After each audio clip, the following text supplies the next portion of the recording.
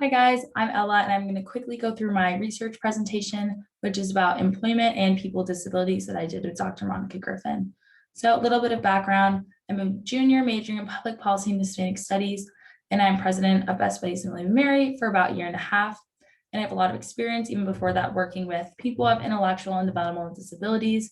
And because that, I really wanted to do a project that connected my passion to working with this community and my major of public policy. And so I worked with a community partner looking at employment for this population and then try to connect that to policy.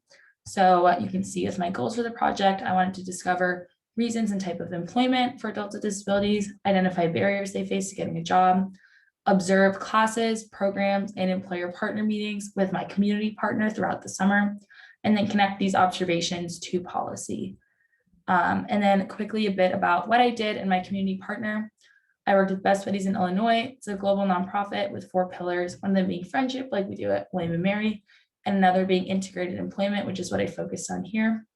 Some of my responsibilities were attending and assisting in participant classes for those with a job and looking for a job, conducting mock interviews one-on-one with participants, attending events and meetings with employer partners, which could range from huge groups with our participants and their employees doing something together to phone calls with potential employer partners trying to convince them to pair up with us. I also connected social programming and participated in staff meetings and more. So I really got to know a lot of the participants and the behind the scenes to better inform my observations. And then what I found first, of course, every participant is unique in the types of jobs they wanted, their skill set, and obviously their personality. I really love to see such a range of jobs that were looked for or people were already holding, which ranged from working at a restaurant to working at a law firm to working at an aquarium. And within those, it could be being a tour guide, doing administrative work, talking to customers and doing customer service, tech jobs, really just everything under the sun, which I think some people look at the disability community as a monolith. And this just highlighted once again how they are not, even in terms of employment.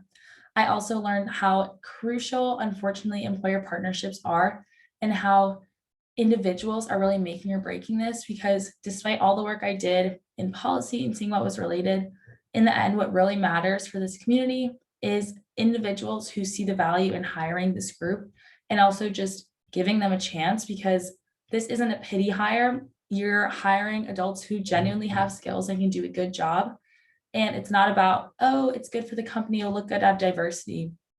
No, you're hiring employees who can really do things for you and be beneficial for you.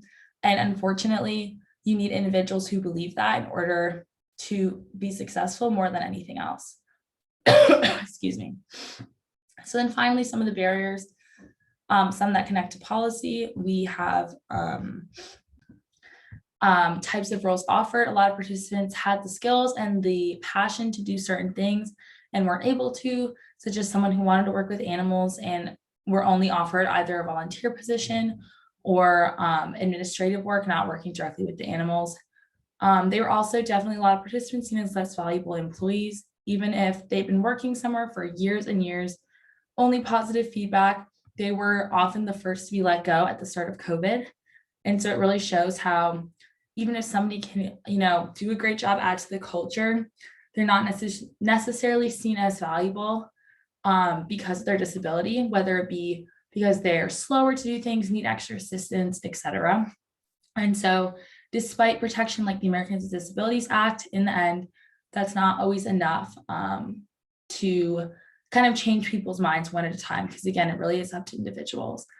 Another thing that I saw was that many adults were unfortunately not able to accept promotions, switch from part-time to full-time, work the way they wanted to because they lose their government benefits, such as for Social Security. Someone with disabilities is only eligible if they have less than $2,000 in savings and assets combined, which is incredibly low. And so they were having, a lot of participants would have to turn down opportunities because of these government benefits and how limited they were. So that's definitely a policy aspect of this I found very shocking and upsetting. And then finally, discrimination and ignorance.